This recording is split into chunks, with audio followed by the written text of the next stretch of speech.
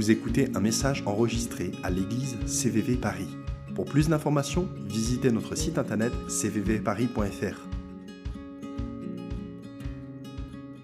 Le titre de mon message ce soir est « Levons-nous et emparons-nous du pays promis ».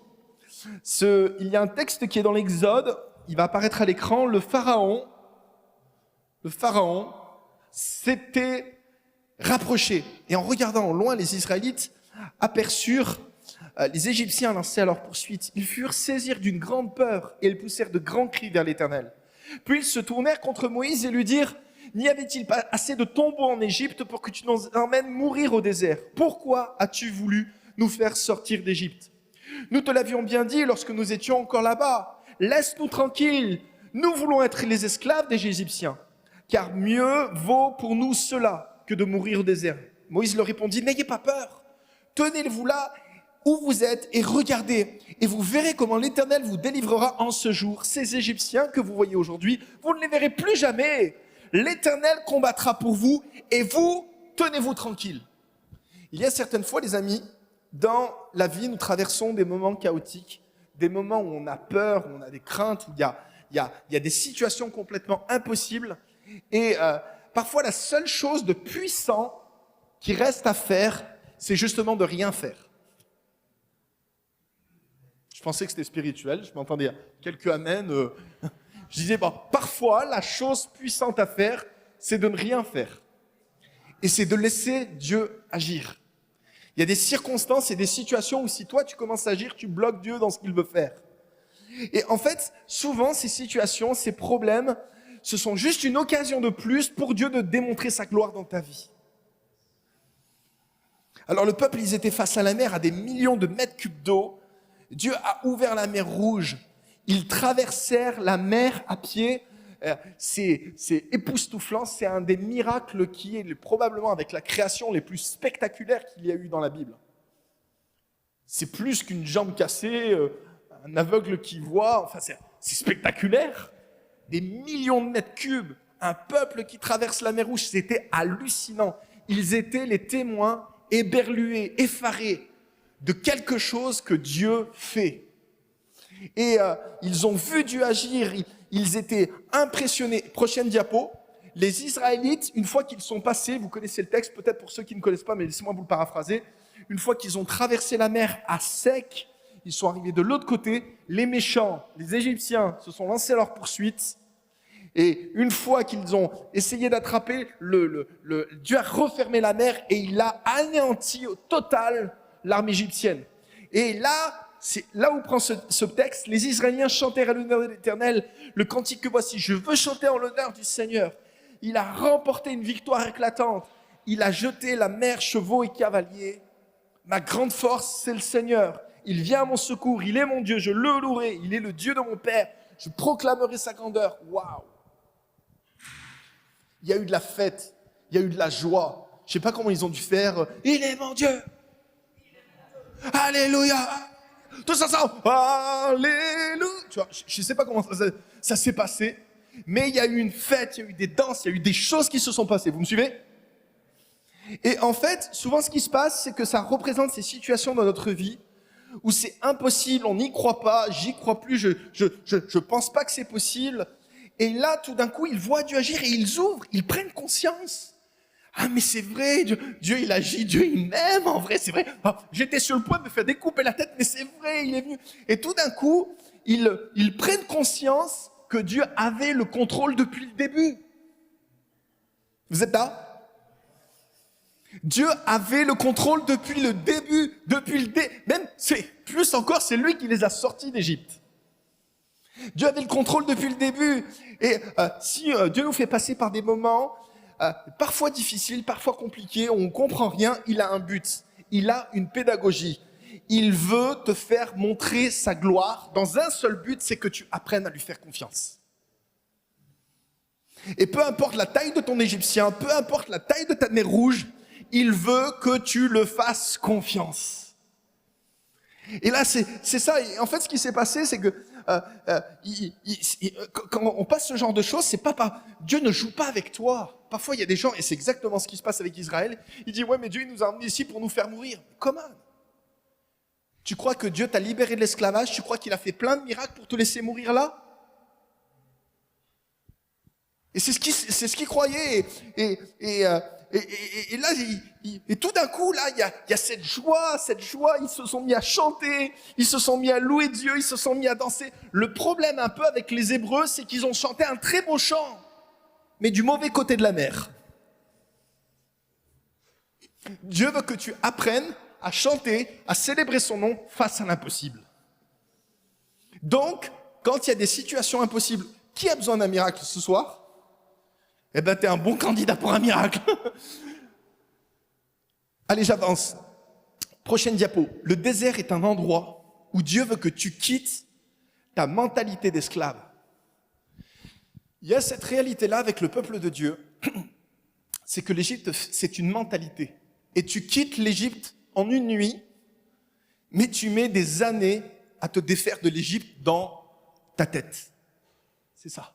Tu mets des années à ce que ça te quitte. Et pour te défaire de l'Égypte, pour te défaire de cette mentalité d'esclave, Dieu nous fait passer, vous, moi, par ce qu'on appelle un désert. Un désert, c'est une saison dans notre vie, parfois de solitude, parfois où rien ne se passe. C'est compliqué, parfois où ça gratte dans notre cœur, c'est un emploi où on t'avait promis une augmentation et ça n'arrive pas. C'est quelque chose c'est une période de souffrance dans laquelle tu es seul dans ce que tu vis. Est-ce qu'il y a des gens, vous comprenez de quoi je parle?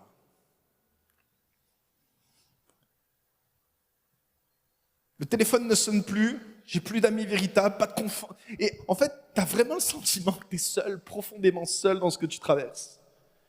Et ces saisons de notre vie qui sont secs, arides. Je prie Dieu, tu as l'impression que le ciel est complètement fermé, que Dieu ne t'entend pas. Et c'est même compliqué pour toi de continuer à marcher avec Dieu alors que plus tu pries, plus tu vois rien. Et dans ces déserts que nous traversons, j'aimerais vous dire ce soir que c'est une opportunité où Dieu veut se révéler si tu ne fermes pas complètement ton cœur. Et en fait, ce désert que vous traversez, que je traverse, c'est une opportunité pour vous de faire sortir, et là vous n'allez pas aimer, je crois qu'à ce moment-là, peut-être du message, il y a peut-être un pourcentage qui décroche, mais je prends le risque. C'est que dans ces moments de désert, dans ces moments d'aridité, dans ces moments de solitude, il y a le pire de toi qui sort. Dieu était au courant. Et s'il ramène à la surface le pire de toi, c'est pour que tu le traites. Et pour que ça meure de ta vie. Ça, c'est le moment qu'on n'aime pas. Parce que Dieu veut te libérer de cette mentalité d'esclave, de cette mentalité qui est infiniment en dessous du plan qu'il a prévu pour moi. C'est-à-dire que Dieu veut que tu rentres dans le pays promis, mais libre. Et la pire chose qui pouvait arriver, c'est que c'est un peuple d'esclaves avec une mentalité d'esclave qui rentre dans le pays promis. Vous me suivez? Donc, dans ce petit séjour d'un petit désert, à la base qui devait durer seulement 15 jours, Dieu a voulu dire « Waouh, je vais montrer ma gloire ». Je vais montrer à quel point je suis bon. Et il a déversé sa gloire. À chaque fois, il les a impressionnés. Il a fait plein de miracles. La mer Rouge. Et ensuite, il a continué. Quand vous lisez le texte, c'est magnifique. Il y avait une nuée qui les conduisait au désert. Il a pourvu la manne. La manne, c'était du pain en plein désert. Il a pourvu de la viande. Oh, il manquait de rien. Dieu, il a payé, il a fait le chèque pour le package safari luxe. Vous me suivez? Profitez du camping, ça dure pas longtemps. Et au lieu de dire « Waouh, c'est quand même miraculeux tout ce qui se passe », ils étaient en révolte contre Dieu, toujours à gémir, à se plaindre. Et c'était mieux avant, quand on était en esclavage. Au moins, nous avions la sécurité de l'emploi.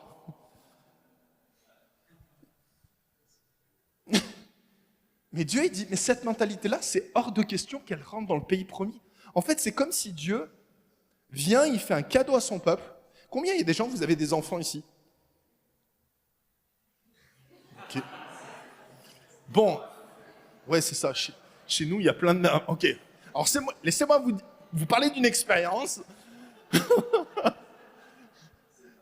Il m'est arrivé une fois d'offrir un cadeau à mon fils. Oh, je me suis saigné aux 80, j'ai fait un crédit, on est là. Là, financièrement, on est là. Tu te saignes pour ton fils, tu lui présentes le cadeau. Il fait, non, c'est pas ce que je voulais. Fou, il te le jette, le cadeau.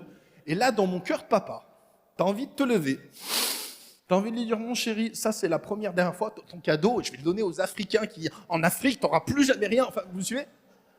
Si tu n'apprécies pas les cadeaux que Dieu te donne, et c'est cette mentalité-là d'esclave, de ne jamais être content, pourtant Dieu fait des choses partout extraordinaires, sauf que tu ne les vois plus. Et Dieu, en fait, dans ces moments-là, dans ces moments de, je dirais, de solitude, Dieu a un avenir, Dieu veut te donner une perspective du pays promis, un avenir. En fait, le pays promis, c'est le pays de rêve. Le pays, les Hébreux avaient une expression, c'est le pays où coule le lait, le miel. C'est un avenir radieux, c'est la paix et l'harmonie dans ton couple, c'est la paix et l'harmonie dans ton célibat, c'est la paix et l'harmonie dans ta situation professionnelle compliquée. En fait, mon point est que si vous êtes heureux au désert parce que Dieu se trouve avec vous, vous pouvez être heureux n'importe où dans la vie.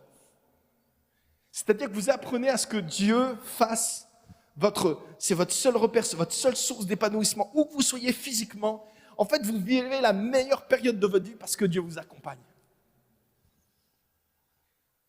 Et pourtant, Dieu était là, il n'a pas lâché son peuple, il était constamment avec eux. Il était là.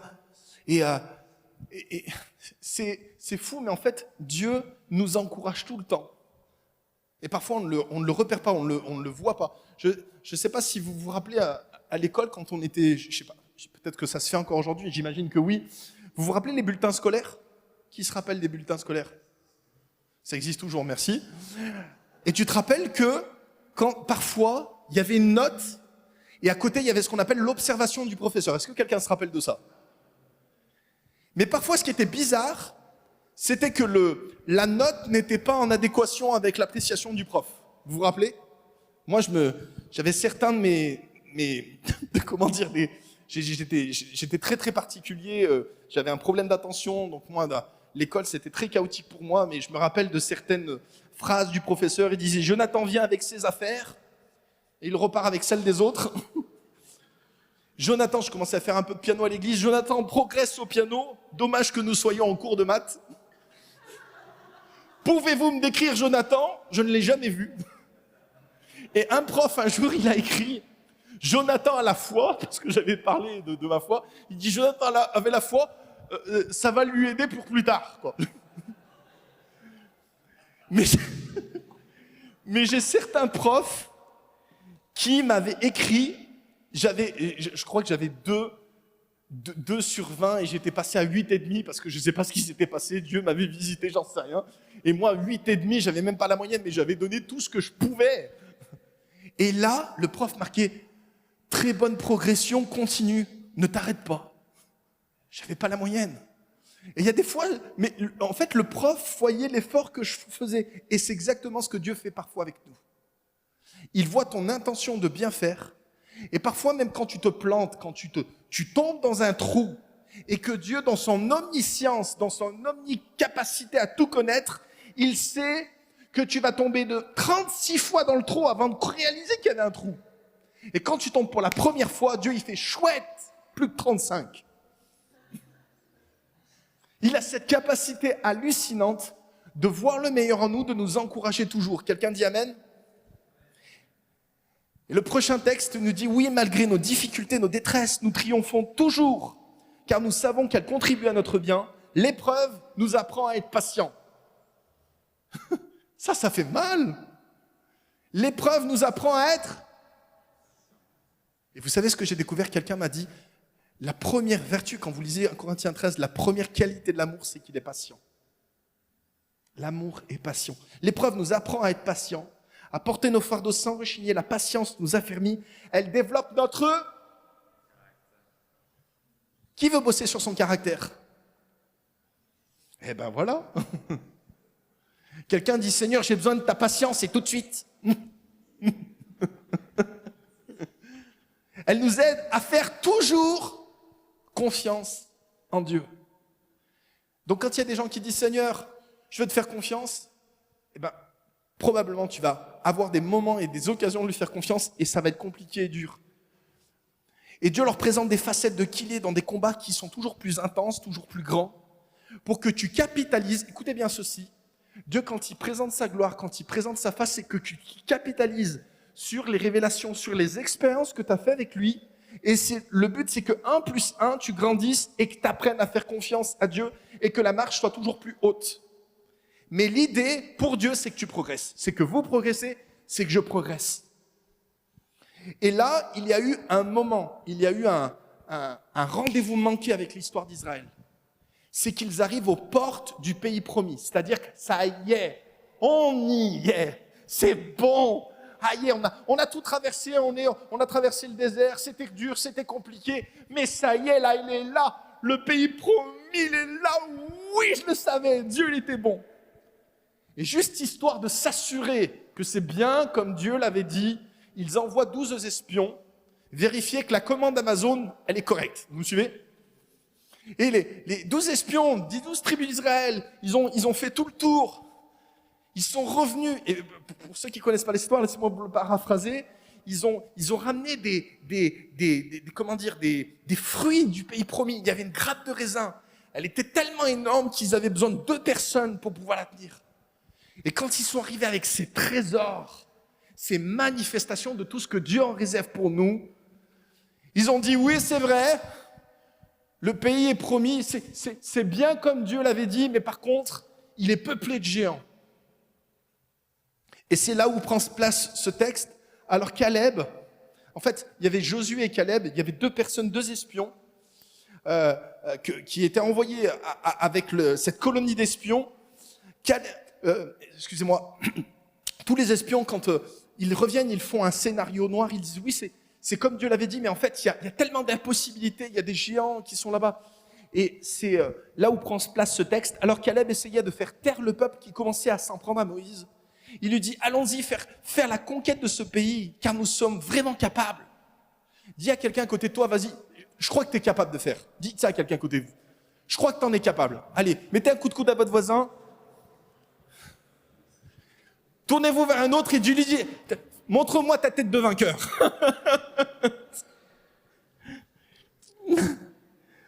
On en est capable, on va le faire. C'est vrai. Mais les hommes qui l'avaient accompagné disaient, nous ne sommes pas en mesure, regardez ça, d'attaquer ce peuple car il est plus fort que nous. Donc en fait, il y a eu division. Il y en a qui disent, on est capable, il y en a d'autres qui disent, on n'est pas capable. Sauf qu'il y avait la majorité. C'est pas comme au Sénat, il y en avait 10 qui disaient, on n'est pas capable. Il y en a 2 qui disent, oh ouais, on va le faire. Josué et Caleb, qui faisaient partie de ceux qui avaient exploré le pays, déchirèrent leurs vêtements. Et ils dirent à toute la communauté, le pays que nous avons parcouru est un excellent pays, c'est très bon. Si l'Éternel nous est favorable, il nous y mènera, il donnera ce pays ruisselant, le lait, le miel. Seulement ne vous révoltez pas contre l'Éternel. N'ayez pas peur de ces gens, car nous ferons qu'une bouchée. La mentalité d'esclave, elle te fait toujours sentir inférieur, indigne de tout ce que Dieu veut faire avec toi. Et c'est de cette mentalité-là que Dieu voulait débarrasser son peuple.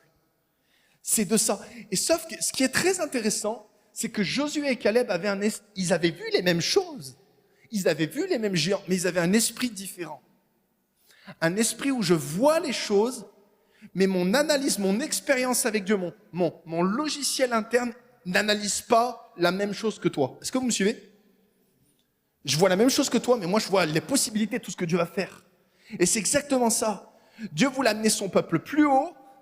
Dieu était au courant du pays avec des géants, etc. Dieu n'était pas surpris. Sauf que eux, ils ne s'en sentent pas capables. Et là, littéralement, il y a une guerre, ils se mettent à pleurer. Il y en a, ils disent, on retourne en Égypte, viens, Dieu nous a arnaqués. C'était horrible. Et là, Dieu a dit, cette mentalité-là, elle ne rentrera pas dans le pays promis. Il faut que ça meure. Et cette partie du peuple est morte. Et en fait, ça représente des zones dans notre cœur de doute. C'est des zones où on ne croit pas complètement que Dieu est bon à notre égard. Il faut que ça meure en toi.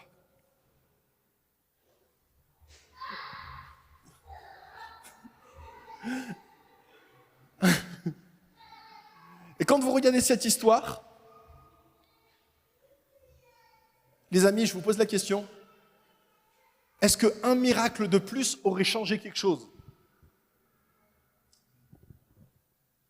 Ces gens-là voyaient le surnaturel. Moi, un miracle, moi, ça m'est pas arrivé. J'ai vu des miracles dans ma vie, j'ai vu des percées, mais des miracles, la mer Rouge, je l'ai jamais vu. Moi, je vois des millions de mètres cubes qui s'ouvrent. Je suis sous intraveineuse, je parle plus, je suis muet. Je fais des dessins, mais je suis plus capable de parler. Vous me suivez? C'est à la vie, à la mort. Mes yeux l'ont vu. Enfin, ils ont vu des choses. Et pourtant, leur cœur n'a pas été transformé. Il y a un moment donné, il faut que tu te mettes d'accord sur ce que Dieu dit à ton sujet, ou soit tu décides et tu refuses de croire ce que Dieu dit sur toi, et tu vas malheureusement mourir au désert. Tu vas t'enfermer au désert. Et c'est ça. En fait, ce qui se passe, c'est que la foi vient de ce que Dieu a agi dans le passé. Je capitalise sur ce qui s'est passé dans le passé où Dieu a agi. Et la mentalité d'esclave, elle n'enregistre pas. Elle n'imprime pas. Elle n'a pas pris note de ce que Dieu a fait dans ma vie. Et c'est un état d'esprit. Et je voudrais vous défier à regarder le petit miraculeux que Dieu fait dans vos vies. Et écoutez bien ceci, c'est une des clés que j'ai appris. En célébrant le petit miraculeux dans votre vie, ça ouvre des choses pour plus grandes. Il y a des gens qui disent, ouais mais bon, moi je suis comme toi Jonathan, si j'avais vu la mer Rouge s'ouvrir, je croirais en Dieu. Mais c'est faux, pourquoi est-ce que vas-tu imaginer que tu veux croire en Dieu pour de grandes choses quand on ne le remercie pas pour les petites? Prochaine diapo. Un des principes qui nous ouvre le pays promis, c'est de célébrer les petits miracles. Le petit miraculeux que Dieu fait dans nos vies. Merci Seigneur pour ce que tu as fait ici. Merci Seigneur pour l'inscription de mon fils à la crèche. Merci Seigneur. En fait, tu dis merci à Dieu pour tout. Tout. Moi, ma sœur, elle dit merci à Dieu pour une place de parking. Alors il y a 2 ans, ouais, mais il ne faut pas spiritualiser quand même. Si on met Dieu partout. Mais moi, à Paris, je suis arrivé à des rendez-vous professionnels. Tu as rendez-vous à 10h. Tu as été pris dans le bouchon, dans le trafic.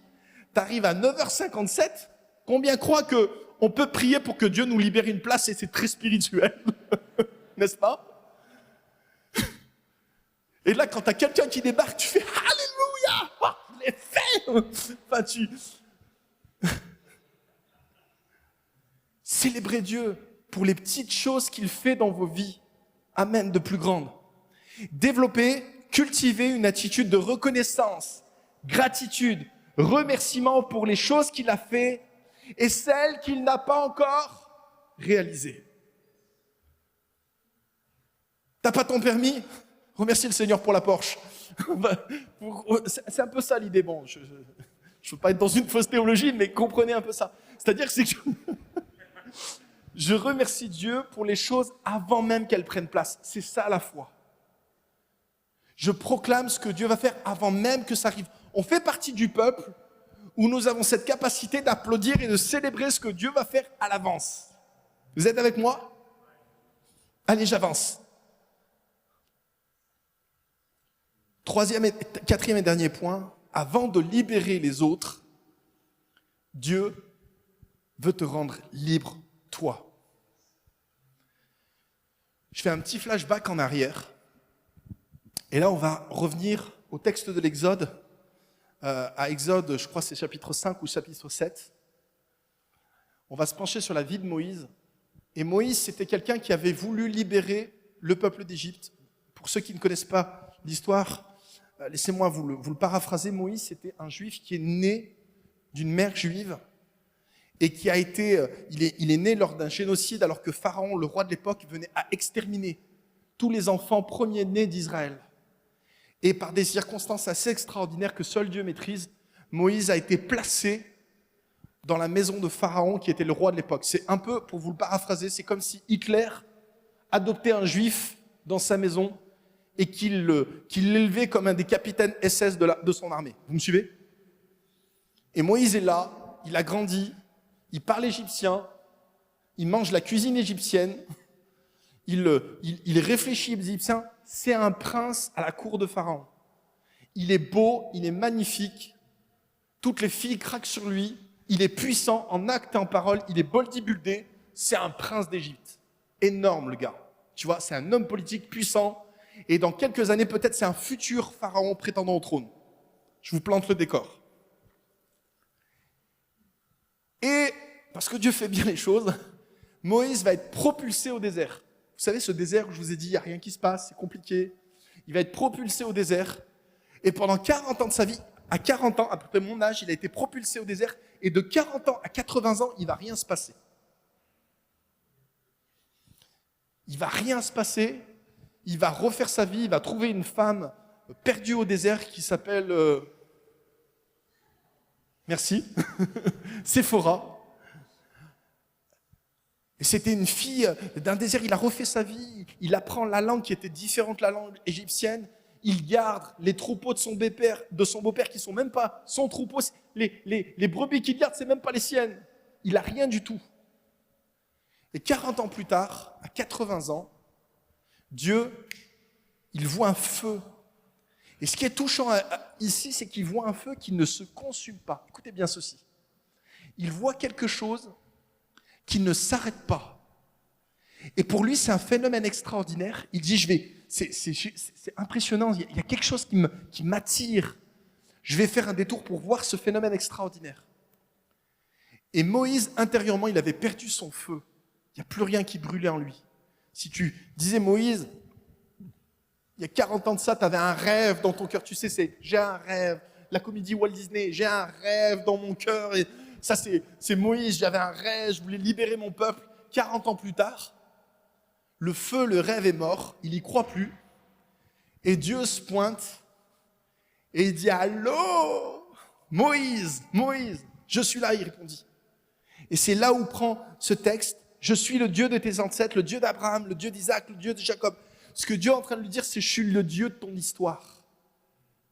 Mais Moïse ne connaissait même pas son histoire. Pour lui, il était à moitié juif, moitié égyptien, il était propulsé. En fait, c'était compliqué dans sa tête. Et Dieu lui dit, j'ai vu la détresse de mon peuple en Égypte. J'ai entendu les cris que lui font pousser ses oppresseurs. Maintenant, j'agis. Et je t'envoie toi. Et Moïse dit, qui suis-je moi pour aller trouver le Pharaon et pour les faire sortir les Israélites d'Égypte? Donnez-moi votre attention, je termine ici. Moïse, à ce moment-là, il est dévitalisé. Il est vidé de sa propre histoire. Il ne sait même plus qui il est.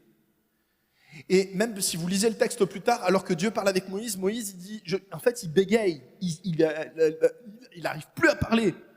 40 ans avant, il était puissant. Il s'exprimait. Le désert l'a tellement dépouillé qu'il ne sait plus parler. Vous me suivez? Il ne sait plus s'exprimer. Et Dieu, il dit, j'ai un job pour toi. Moïse, il dit, envoie quelqu'un d'autre, je ne suis pas qualifié. Mais depuis quand Dieu emploie des qualifiés? Dieu disqualifie les qualifiés et il qualifie les disqualifiés. Et Dieu lui dit, j'ai un travail pour toi. 40 ans avant, il aurait tué pour ce job. Que veut dire? Qu'est-ce que j'ai dit? Il a tué pour ce job. Il a tué des gens pour ce job de libérateur. Mais Dieu a dû le dépouiller totalement de lui-même. Et à ce moment-là, il est prêt. Il est prêt pour l'emploi, prêt pour le job. C'est un raté, il n'a plus rien, il a plus d'argent, il est perdu au désert, il bègue. Et c'est pas avec ce genre de gars qu'on va gagner le prix de Nobel. Hein. On va pas l'envoyer gagner les Jeux Olympiques. Est-ce que vous me suivez? Et Dieu il dit, waouh, t'es parfait. Combien croient que Dieu ne voit pas la même chose que nous voyons? Mais voici mon point, et c'est ça qui me touche. C'est que Moïse, il a toute une discussion avec Dieu et il dit, écoute, mon peuple, t'es peut-être au courant, mais ils ont souffert. Ça fait 400 ans qu'ils sont en esclavage. Qu'est-ce que je vais leur dire? Quel est ton nom? Et Dieu, il lui dit, je suis. Voici ce que tu leur diras. Tu leur diras, je suis, m'a envoyé vers vous. Mais t'es quoi? Je vais te montrer ce que je suis. En fait, un professeur d'école biblique, alors que j'étais jeune et que je faisais des cours d'école biblique, il disait, pour le paraphraser, Dieu dit, je suis tout ce que tu auras besoin je suis tout ce que tu auras besoin au moment où tu auras besoin que j'advienne. Et là, Moïse dit, ok, d'accord. Et alors que Dieu lui dit, je suis, Moïse dit, qui suis-je moi? Et en fait, ce qui se passe dans nos vies, c'est que parfois, j'aimerais te dire que quand tu ne sais plus qui tu es, Dieu va te dire qui il est. quand tu es complètement perdu, quand tu ne sais plus qui tu es, Dieu va te dire qui il est pour toi. Et tu as besoin de t'approcher de Dieu. Quand tu doutes de toi-même, quand il y a une peur en toi, tu dis mais je ne suis pas capable, tu as besoin de t'approcher devant le grand je suis, qui te parle et qui te dise comment lui te voit. Et à ce moment-là, tu trouves des forces, tu trouves des muscles pour accomplir les œuvres que l'Éternel a prévues d'avance pour toi. Amen. Et c'est l'histoire de ma vie, je termine avec ça. Moi, pour vous dire un petit mot de mon témoignage, mais moi, la prochaine diapo va apparaître. Quand j'étais jeune, j'étais grand, beau, charmant et séduisant.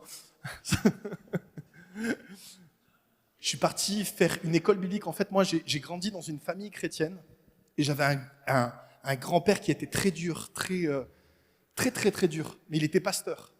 Et mon grand-père, juste pour vous donner, déjà les femmes étaient séparées des hommes, les femmes étaient voilées, les femmes étaient en jupe. T'as les talibans et nous, on était les talibibles, tu vois. Et mon grand-père, véridique, hein, ce que je vous dis, hein, mon grand-père, avant d'aller prêcher, il a enlevé sa ceinture et il m'accrochait au banc de l'église. Et j'ai grandi avec cette vision de Dieu où je suis attaché au banc de l'église. C'était dur, j'avais un grand-père qui me frappait, qui était violent, tout ça mélangé à Dieu. Ça, c'est mon plan. Ça, c'est mon enfance. Et en fait, j'ai compris que dans la famille, Dieu, c'était important. J'ai dit, je vais réussir là où tout le monde a échoué. Je vais partir en école biblique et je vais gagner mes galons de général. Je vais revenir et je vais dire, waouh, moi, je suis un winner. Et je suis parti en école biblique. Là, vous voyez la photo où c'est mon père qui me prend dans les bras. Je suis arrivé dans une méga church. J'étais impressionné. Il y avait 3500 personnes. Et là, très rapidement, on a commencé à me faire prêcher. J'ai un certain don pour parler. Et j'ai commencé à parler devant une foule. Et les gens m'ont applaudi. J'ai fait waouh! Et pour la première fois de ma vie, il y a eu une petite goutte dans mon cœur de reconnaissance. J'ai toujours voulu être reconnu par mon papa. J'ai voulu que mon papa me dise que j'étais beau. J'ai voulu qu'il me dise que j'étais capable. J'ai voulu qu'il me valorise et j'avais pas ça. Et là, tout d'un coup, pour Dieu, les gens de l'église aiment ça et aiment ce que je fais. Je dis, Seigneur, c'est extraordinaire. Eux, ils aiment ça, moi j'aime ça, c'est un business qui marche. Seigneur, on dira plus gloire à Dieu, mais gloire à deux. On partage la gloire. Un petit peu pour toi, beaucoup pour moi. Et j'étais tous, je vous le dis avec humour, mais c'était comme si j'étais enivré de cette soif de reconnaissance. Et je suis arrivé ici en France, c'est une prochaine diapo, et j'avais toujours besoin d'une conférence de plus. Là, il y a une conférence avec un homme de Dieu qui s'appelle David Wilkerson. Pour ceux qui ne connaissent pas David Wilkerson, c'est un monsieur qui a écrit La Croix et le Poignard. C'est le livre le plus vendu après la Bible. Et moi, j'avais une conférence, j'étais dans le secret des saints, j'étais à côté de ces grands hommes, il y avait des milliers de personnes. Et moi, j'essayais de faire ma place avec mon petit costume de pasteur, etc. etc. Et je me rappelle un soir, la présence de Dieu, elle vient d'une façon extrêmement forte. Il y avait la louange, il y avait 1500 personnes, des leaders de partout de la France. Et je me rappelle, je pleurais et je dis à quelqu'un qui venait prier pour moi, je ne sais pas qui je suis. Extérieurement, j'étais beau, extérieurement, j'étais en réussite, mais à l'intérieur de moi, je ne savais pas qui j'étais réellement. Et c'est dingue quand même. Hein, c'est comme si j'étais un pasteur qui montrait un panneau indicateur, tu vois, allez suivre Jésus, sauf que moi, j'y allais pas réellement. Et Dieu m'a dit, Jo, je t'aime trop pour te laisser comme ça. Je vais te conduire au désert. Enfin, il ne me l'a pas dit comme ça, hein. Mais il m'a dit, est-ce que tu es prêt à me suivre? Je dis, oui Seigneur, c'est pour ça que j'ai signé quand j'étais petit. Il m'a dit, tu lâches tout, tu reprends un job. Et là, je dis, mais comment tu peux dire ça à quelqu'un aussi doué et talentueux que moi, abandonner le ministère, abandonner le pastorat? Seigneur, je ne sais pas si tu es au courant, le monde se perd, j'essaye de le sauver. Vous me suivez? Et Dieu m'a dit, Jo, si toi tu sauves le monde, moi je fais quoi? Je dis, c'est vrai, c'est une bonne question, j'y avais jamais réfléchi. Moi, je veux te sauver, toi. J'ai repris un emploi et je suis arrivé dans une petite église qui s'appelait CVV. Chemin, vérité, vie. Bon, moi, j'étais sûr d'être sur le bon chemin. Et c'est la prochaine diapo. Et là, je découvre un monsieur qui était troublant avec Johan Maryse, Gordon. Et dans une petite église, enfin, c'était dans un salon, une petite église, on était quoi, une vingtaine, trentaine de personnes, mais il y avait la présence de Dieu. La première fois que je suis arrivé, les gens étaient vrais, les gens aimaient Dieu. Je dis, c'est quand même bizarre. Ils louaient Dieu spontanément. Moi, j'étais dans un endroit, les gens, ils étaient tristes. Quand ils louaient le Seigneur, tu avais l'impression qu'ils mangeaient dans un citron et c'était pas content. Et là, je voyais une attitude différente complètement du cadre d'église dans laquelle j'avais évolué. Et ma femme, c'est de sa faute à elle. Ma femme, elle dit, waouh, Jo, moi je suis bien ici. Elle me dit, tu vas où tu veux, moi je reste là. Je dis, ma chérie, c'est bien, c'est thérapeutique cette église, ça te fait du bien, mais moi j'ai besoin de prêcher dans les foules et j'avais déjà des dates.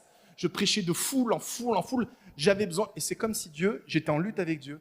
Et il m'a dit, si tu veux me faire plaisir, tu t'assois sur ta chaise. Et Johan en est témoin, c'était très compliqué. Ça a duré des mois, des années.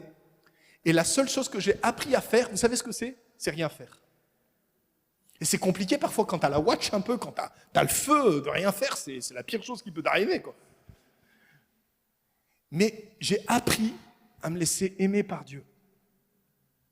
Et à ce moment-là, j'ai découvert que j'étais fils de Dieu. J'ai découvert que j'avais rien à faire pour l'impressionner, qu'il m'aimait. Et ça a commencé à transformer ma vie. Et ça a duré des années et des années. Et c'était dur au début. Et plus je me laissais aimer de Dieu, que je n'avais rien à faire pour lui prouver des choses, j'ai réalisé qu'il était mon père. Je suis fils de Dieu, t'imagines?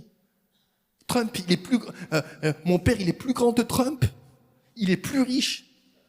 C'est hallucinant. Et j'ai cette mentalité de fils de Dieu.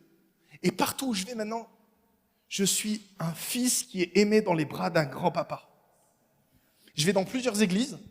Et à chaque fois que je vais dans une église, ce matin, on était dans une autre église avec Ben, on visite.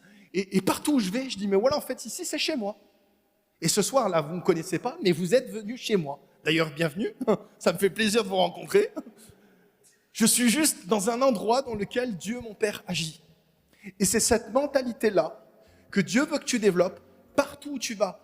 Dans quelconque endroit où tu te rends, tu as une mentalité de fils de Dieu et tu t'empares du pays promis. Est-ce qu'il y a quelqu'un qui veut s'emparer du pays promis?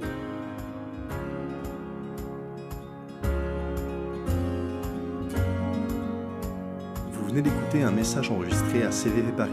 Pour plus d'informations, visitez notre site internet cvvparis.fr.